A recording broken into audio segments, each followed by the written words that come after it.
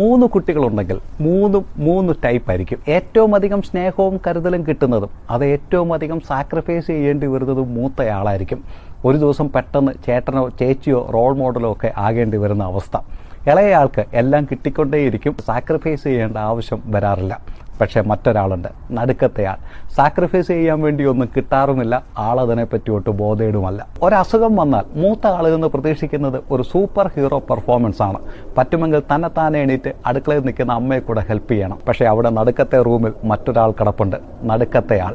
വേണയിൽ എണീറ്റോണം, വന്നു വല്ലതും കഴിച്ചോണം, പോയി കിടന്നോണം, നോബഡി കെയർസ്. വെളിയിൽ പോയി എന്തെങ്കിലും പ്രശ്നമുണ്ടാക്കിയിട്ട് വന്നാൽ അത് വീട്ടിൽ പറയാൻ മൂത്ത ആൾക്ക് വല്ലാത്തൊരു കുറ്റബോധമായിരിക്കും. അച്ഛനും അമ്മയ്ക്കും എന്നിലുള്ള പ്രതീക്ഷ, അവർ വിഷമിക്കില്ലേ? ഇളയയാൾ ഒഴിഞ്ഞു മാറാറാണ് പതിവ്, ഞാനല്ലല്ലോ പറയേണ്ടത്. പക്ഷെ നടുക്കത്തെയാൾ മേലും കീഴും നോക്കാതെ നേരെ ചെന്ന് ഉള്ള കാര്യം പറഞ്ഞിട്ട് കിട്ടാനുള്ളത് മേടിച്ച് റൂമിൽ പോയിരിക്കും.